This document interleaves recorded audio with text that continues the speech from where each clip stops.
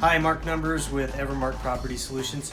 Today we are going to replace an old strainer that's leaking with this new one, and it's actually a job that it can be difficult, but we're going to show you how to make it really easy. So the old one right here is the issue, is the old plumber's putty. Just it kind of wore out, and then the old stuff just went bad. Someone tried to fix it with some silicone, which we're going to take off and make sure we have a clean edge. And then we're going to show you how to put this back together underneath.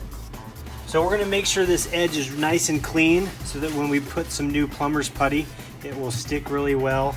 And when we tighten the new strainer down, it will seal so no water gets down. This caulk, which I do not recommend, this shouldn't be on there, but we're gonna take all this off. Just scrape it off with a razor. Try to be careful not to damage the sink, but we're just going to make sure it's clean. There are several different kinds of strainers. This one has a ring that tightens down from the bottom, and it's just the clockwise ring.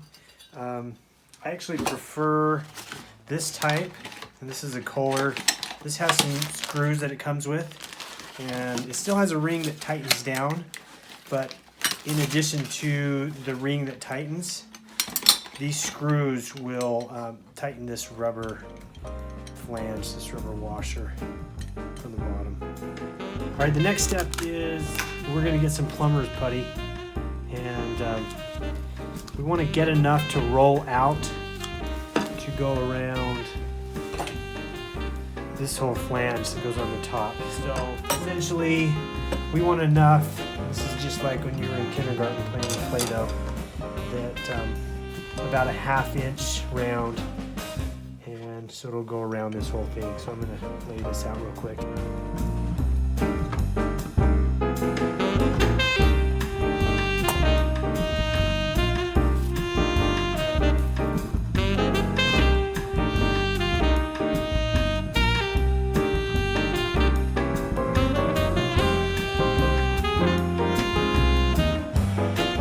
Alright, once you get that plumber's putty put on, you can kind of even that out on the edge, because this is going to get smashed down. It's going to be smashed out anyway, but what this does is it's going to have a nice seal with the sink basin.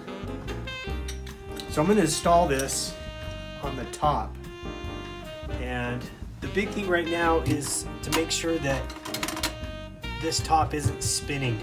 And typically what you're going to get is you want this rubber piece to be up against underneath the sink, touching the sink. That's mainly what's going to seal it. Other systems have a little like a paper liner.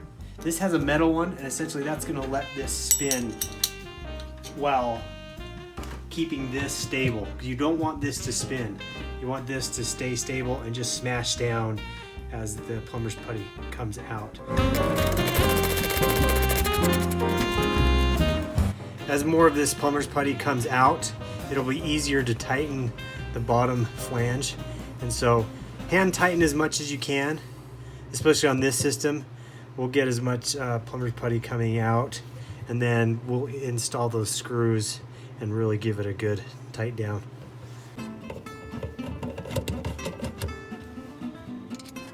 What we're going to do is when we put this in and tighten them down, it's kind of like tightening lug nuts on a tire. We want to make sure that we tighten evenly around, so we don't want to tighten like this one all the way up and then do it. We want to tighten a little bit, maybe 1 or 2 or 3 turns, and then do that all the way around. So the extra plumber's putty came out. Just simply take a putty knife or a little razor. You can cut this out just to get rid of it. Then we're going to hook up the plumbing underneath the P-trap, and we're all done. There you go. There's your new strainer. All right, so we have everything put together. The P-trap's on, all the plumbing's hooked up together.